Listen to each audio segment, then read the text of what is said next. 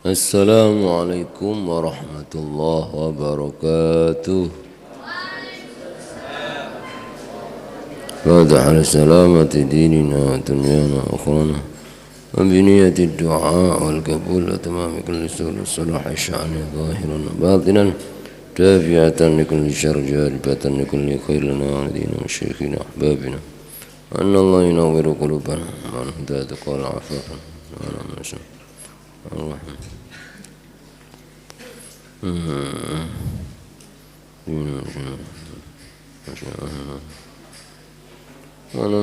bisa lepasan wa ila rahim wa ila hadratin nabi al-basmah di suratul Fatihah.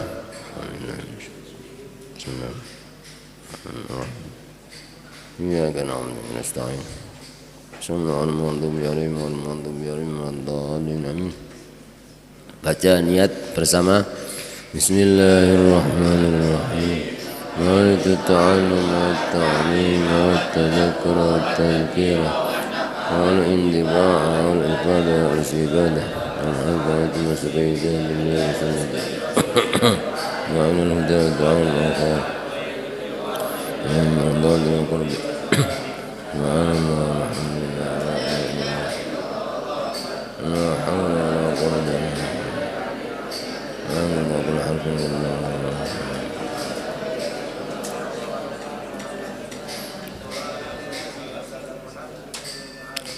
sekarang mana? Bismillahirrahmanirrahim. Alhamdulillahi rabbil alamin. Wassalatu wassalamu ala ashrafil anbiya'i wal mursalin Sayyidina maulana Muhammadin wa ala alihi wa sahbihi ajma'in, amma ba'd. Bismillahirrahmanirrahim. Wa amma ikhtiyarus syariki, lan anapun utawi milih konco, adapun memilih teman, iku bayam bagi mongko sayukjo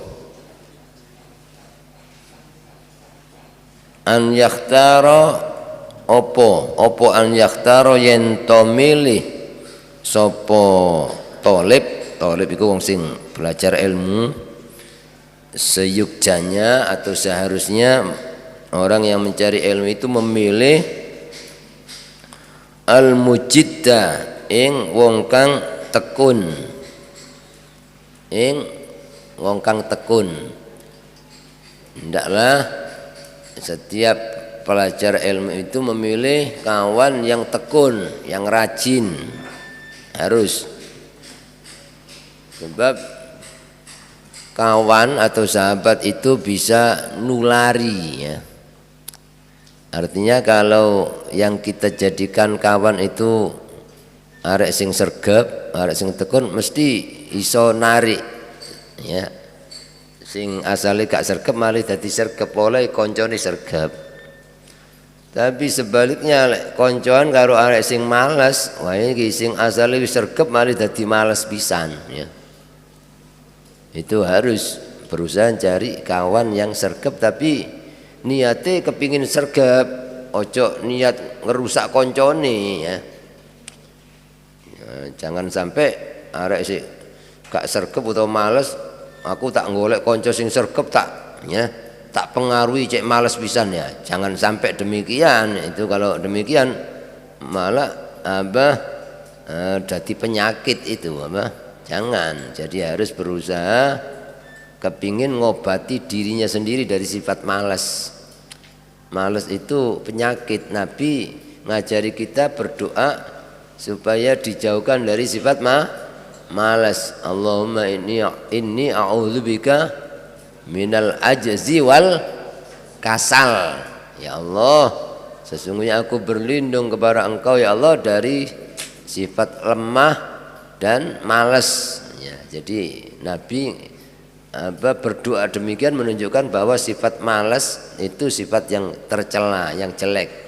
Kita jangan berkawan dengan anak yang malas, tapi harus berkawan dengan anak yang rajin, yang tekun.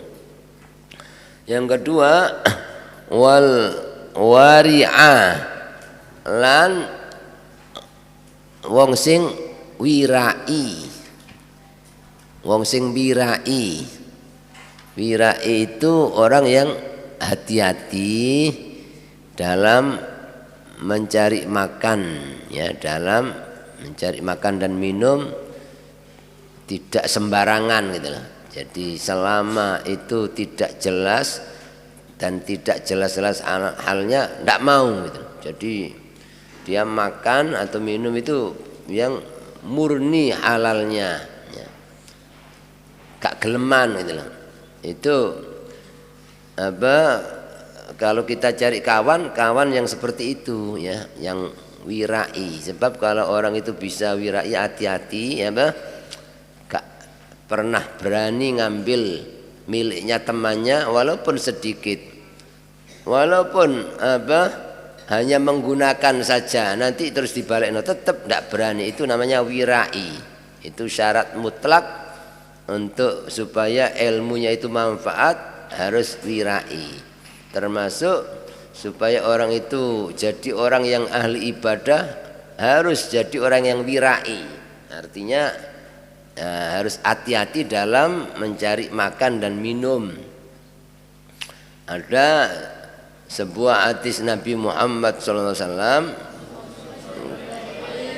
kun wari'an takun a'badan nas.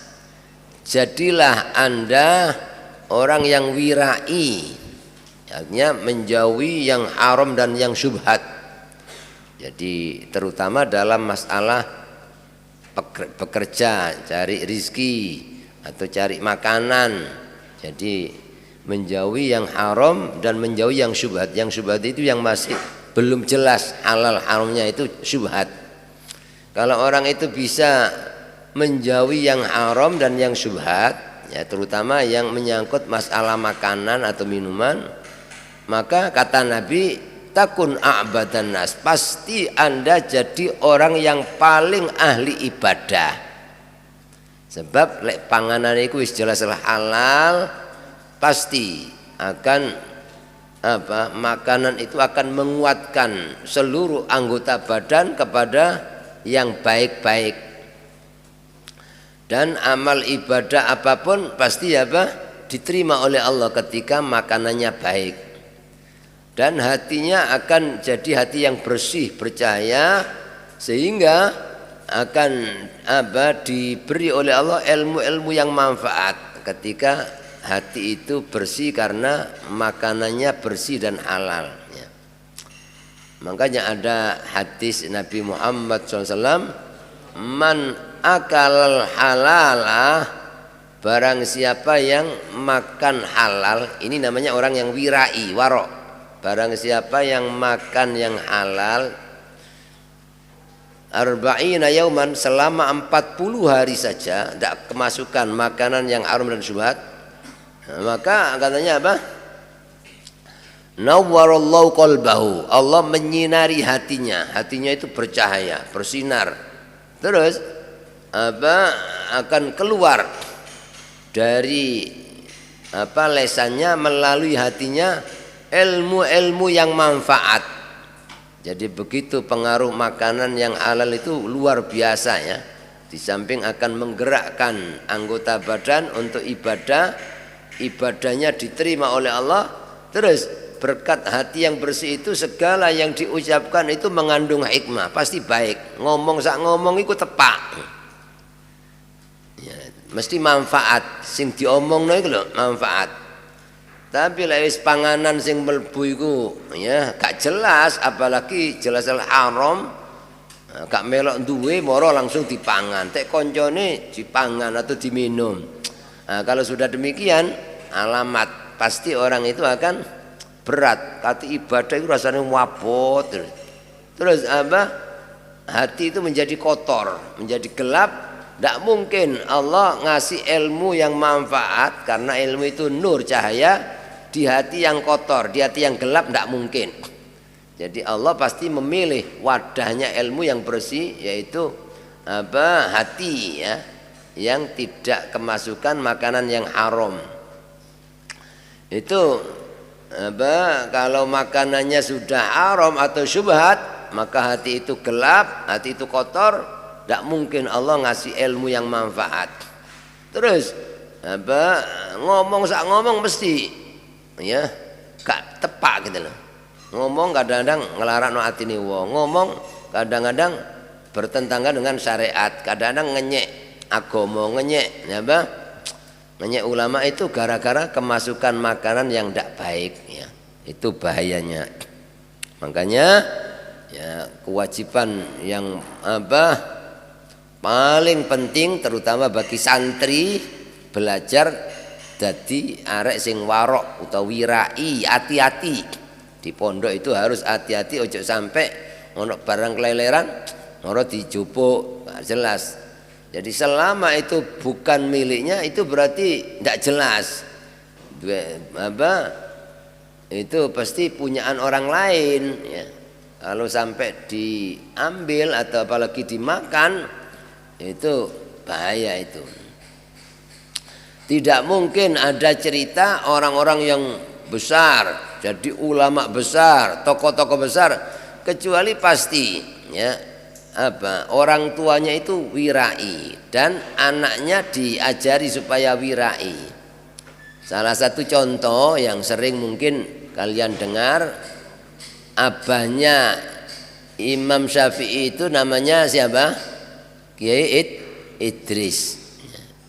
Syafi'i, Imam Syafi'i Idris itu dulu pernah ya, ketika lewat di tepi jalan itu tepi sungai ada buah yang hanyut, ono buah sing kintir ngene kali itu langsung di saking kepingine gitu, saking kepingine mungkin kate tuku gak duwe dhuwit, saking kepingine ono buah sing kerinjut ngene kali dijupuk dicokot sak cokotan.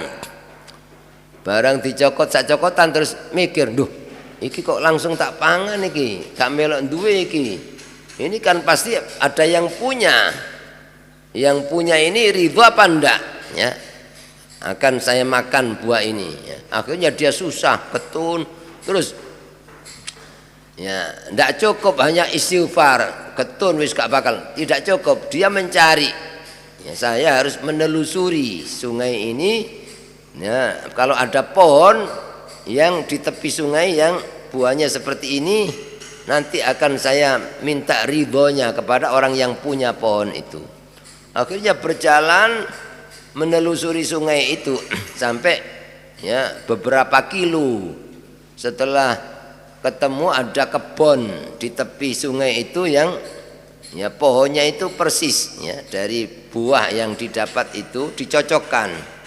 Ini kebetulan ini ada kebun di itu ya ada buahnya persis seperti itu dicocokkan. Akhirnya dia tanya ya siapa yang punya kebun itu ya. Setelah ketemu orang yang punya kebun, maksudnya dia minta ridhonya makanan yang sudah tertelan sesuap tanya. Jadi setelah ketemu orangnya, ada apa sampean kesini? Mboten, kula niki pas liwat tenggene pinggir kali, kula niki nemu buah niki ya. Akhirnya kula cokot, mantu niku kula ketun niki mesti ana sing duwe iki. Ya, akhirnya kula goleki ternyata iki rupane buah ini milik sampean karena yang punya kebun di tepi sungai hanya sampean. Iya maksudmu lha apa? Kula njaluk ridhone, njaluk halale buah sing pun terlanjur masuk niki sak cokotan.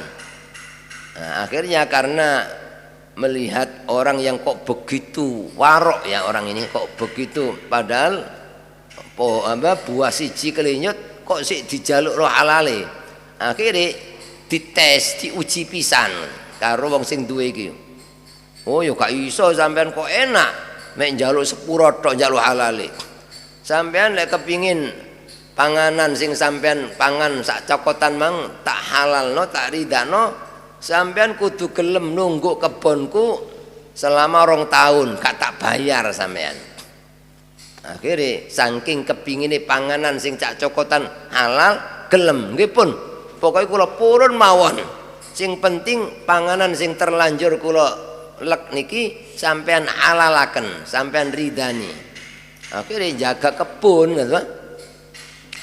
2 tahun gak dibayar, polai saking wedine kelebonan panganan sing haram iku mang. Bareng wis 2 tahun mari ya matur niki sampun kali tahun. Napa sampean sampun ngalalaken tedanan sing mlebet teng madaran kula. Terjere wong sing duwe kebun niku sik durung ana syarat siji meneh. Awakmu lek gak gelem apa ya, melaksanakan syarat siji iki kata halalno. Padahal wis njoko kebon berapa apa? 2 tahun. Akhirnya nggih pokoke sing penting sampean ngridani, sampean ngalalno panganan sing wis mlebu niku. Napa syarate? Awakmu kudu gelem tak rabekno anakku. Tapi ana tapine ngono. Anakku iku lumpuh. Anakku iku wuta. Anakku iku bisu. Anakku budek ya. Tapi awakmu lek gelem tak baru tak halalno panganan. Tapi lek gak gelem apa sepurone aku sik durung halalno.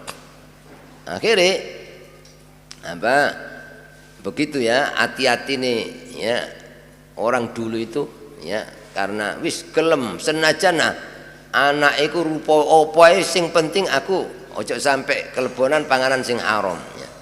Akhirnya ya setelah mau terus diakad nikahkan ya. Orang-orang dulu itu kalau apa mau menikahkan anak ndak usah ngenteni apa pirang-pirang bulan 2 tahun ngenteni rame-rame ndak perlu ya. Ya akhirnya langsung diakad nikahno. Setelah akad nikah selesai dipertemukan gitu loh. Bareng dijak mlebu nang kamar ternyata ketok waris sing wayu gak wuto, gak bisu, gak budek, gak lumpuh. Akhirnya mulai gak cocok karo ya apa ya, berita sebelumnya dikira iku keliru gitu loh. Langsung melayu metu ngoten. Bareng melayu metu ditakoni karo abah moro tuwa iku ya. Duh, apa le? Lah mboten cecek terus sampean ya bojo kula lumpuh. Terus sampean bojo kula wuta. Terus sampean bojo kula bisu lah. Mboten lumpuh niku mboten wuta. Akhire, "Nduk, aku ngomong anakku lumpuh iku. Anakku gak tahu metu nang ndi. Bener-bener dipingit tak pernah keluar ya. Ya kelihatan orang gak pernah. Iku maksudku anakku lumpuh iku gitu, gak tahu melaku nang ndi, gak tahu nang pasar, gak tahu ngelencer. Sing tak maksud anakku buta iku gak tahu delok maksiat, liyane delok Quran, maca Quran. Sing tak maksud anakku iku bisu gak tahu ngomong elek. Akhirnya syukur apa ya? Alhamdulillah, begitulah ketika orang itu berusaha menjadi orang yang baik ya, pasti karo Allah dijodohno karo jodoh sing baik gitu. Itu Allah sing jodohno ya. Ternyata yang laki-laki waroi seperti itu ternyata kalau Allah dipilih no wanita yang bersih, yang suci, tidak pernah apa keluar, tidak pernah matanya melihat maksiat, tidak pernah ngomong yang jelek, dapat laki-laki yang seperti itu waroknya.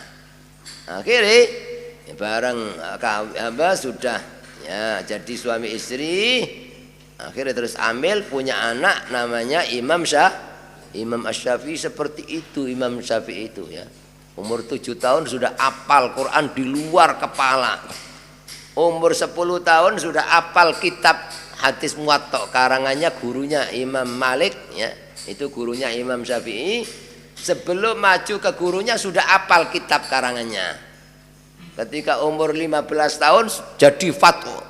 Mufti itu ulama yang dipercaya memberikan fatwa luar biasa ya. Itu pengaruhnya makanan yang bersih, makanan yang halal, sehingga jadi sperma itu bersih, jadi bibit yang unggul.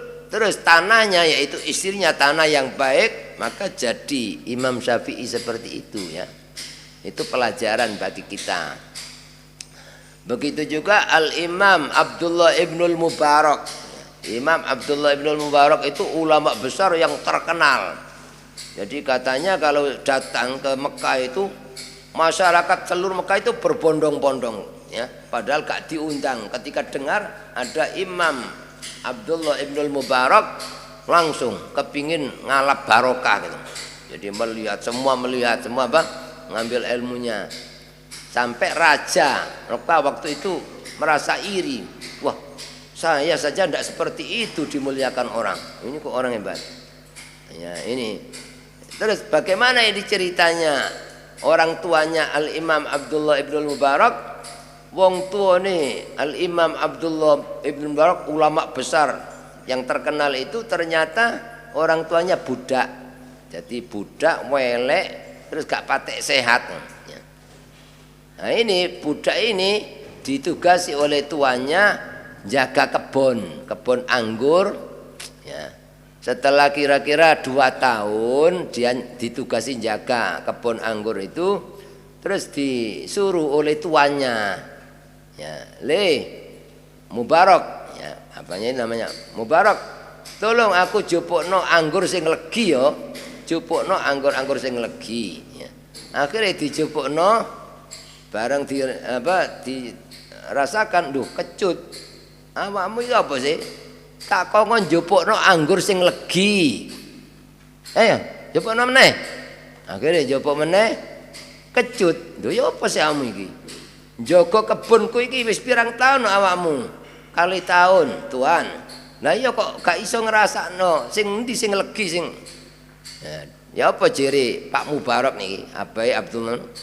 Demi Allah, kula niki kan ditugasi njaga kebun tok.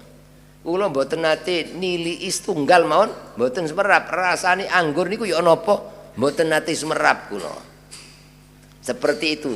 Hati-hatine lho, ya.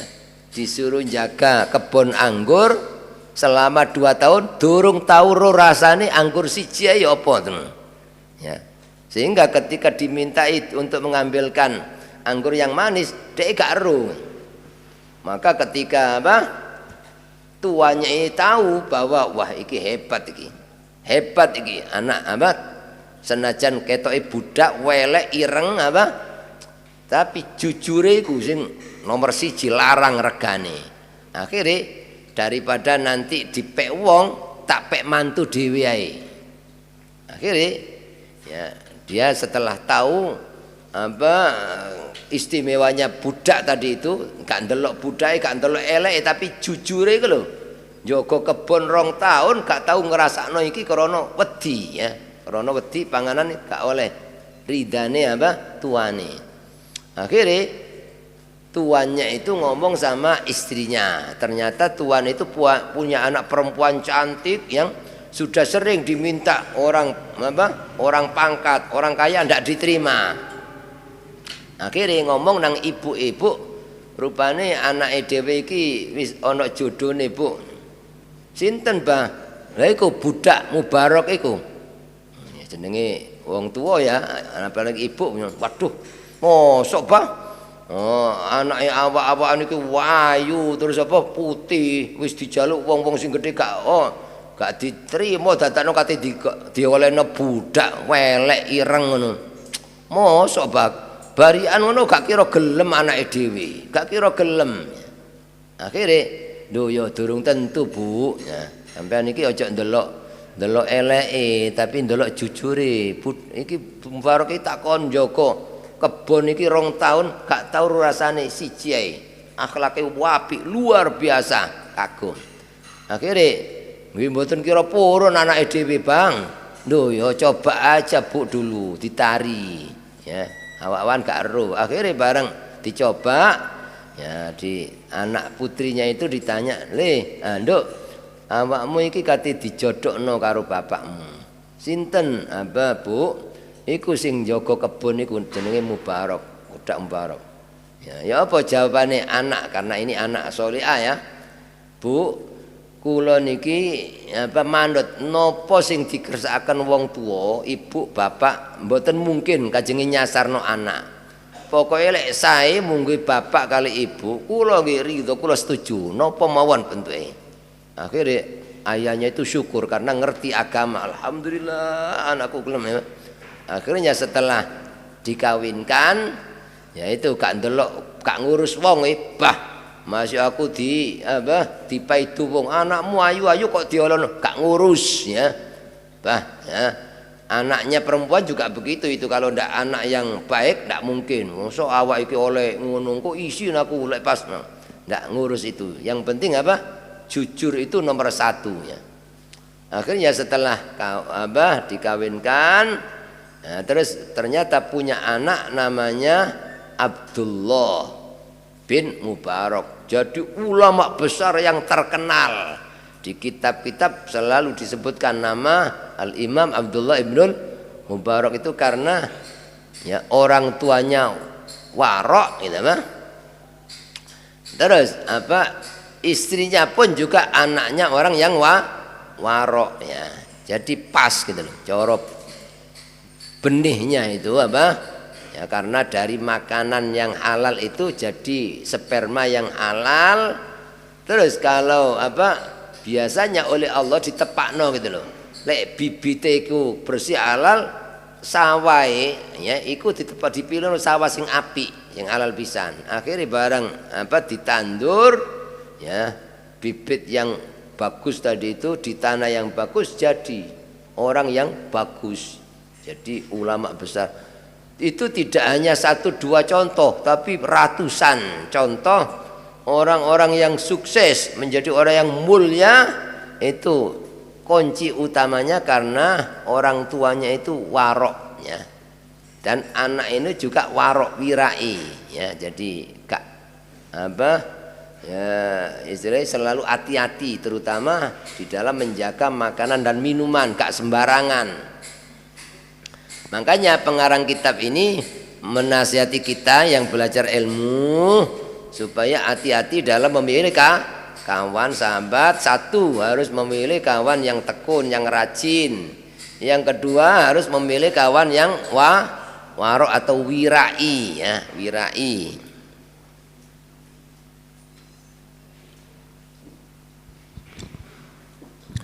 Wa sahibal tab'il mustaqim, lan ya ing wong kang duweni watak tabiat, iku watak utawa tabiat al mustaqim sing jejeg. Wong sing duwe watak sing jejeg ya, gak plin-plan ya, gak mingsa-mringsi. Engko kadang-kadang ngomong ditakoni gurune ngono ngomong ini, baru takoni gurune ngono ngomong ini, iku jenenge gak mustaqim watake. Itu kata Nabi, orang yang punya dua wajah yang disebut orang munafik. Itu jangan sampai kita ini berwajah dua, ngomong kono ngomongane ngene, baru ngomong kono ngomongane ngene, gak podo ya. Itu namanya ndak mustaqim. Itu orang mustaqim itu kayak dia ngomong ya bener ya bener gitu loh, gak tahu goro, gak tahu ngomong sing istilahnya mencelakakan orang, ndak ya. Itu mustaqim, istiqomah dalam ucapannya, istiqomah dalam perilakunya, istiqomah dalam kegiatannya juga istiqomah. Itu yang harus dipilih jadi kawan ya, jadi kawan yang istiqomah. Sebab kalau orang itu sudah istiqomah pasti baik ya.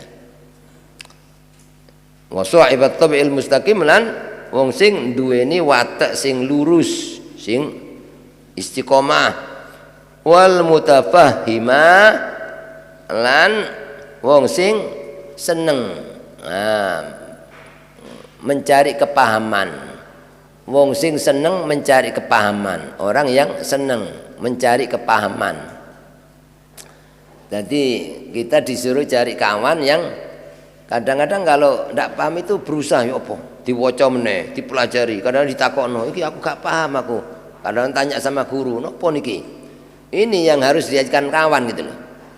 Bukan kadang-kadang santri itu wis gak ngurus bah ya, gak ngaji gak patek ngereken gak patek gak paham ya dijarno gak ono berusaha diwaca meneh orang itu kadang-kadang belajar itu ya pertama gak paham tapi kadang-kadang diwaca meneh ping pindho sik durung paham kadang-kadang ping telu diwaca baleni itu baru ada paham itu semakin diulang semakin tambah kepahamannya itu begitu jangan sampai waduh segau gak paham wis kadang-kadang tambah malas ya ini tambah ndak akan bisa berkembang itu ya jadi syarat utama itu supaya orang itu meningkat harus ada niatan untuk mencari kepahaman walaupun mungkin tidak cerdas ya tidak gampang paham tapi ada niatan untuk mencari kepahaman yaitu pertama nalika guru nerangno itu memperhatikan sungguh-sungguh terus misalnya masih belum paham tidak putus asa dia berusaha membaca lagi dan mungkin tanya sama kawannya yang sudah paham atau mungkin tanya sama gurunya itu namanya mutafahim yang harus kita jadikan kawan ya saya kira itu dulu ya suara saya pas terganggu yang nanti yang harus kita hindari kawan yang bagaimana nanti akan diterangkan pada lanjutannya ini. Untuk Jumat yang akan datang saya tidak bisa ada acara walimah masih keluarga Jumat depan libur saya ya itu dulu. Mari baca sholawat tibil qulub sekali, sholawat busyra sekali. Mari. Bismillahirrahmanirrahim. Allahumma salli ala sayyidina Muhammadin tibil qulubi wa dawaiha وعافية أبدان وشفاعها ونور الأبصار وضيائها وعلى آله وصحبه وسلم Allahumma salli wa sallim ala sayyidina Muhammadin sahibil busyra salatan tubashiruna biha wa ahlana wa awladana wa jami'a masyayikhina ومعلمينا وطلبتنا وطالبتنا من يومنا هذا إلى يوم الآخر اللهم انفعنا بسر الفاتحة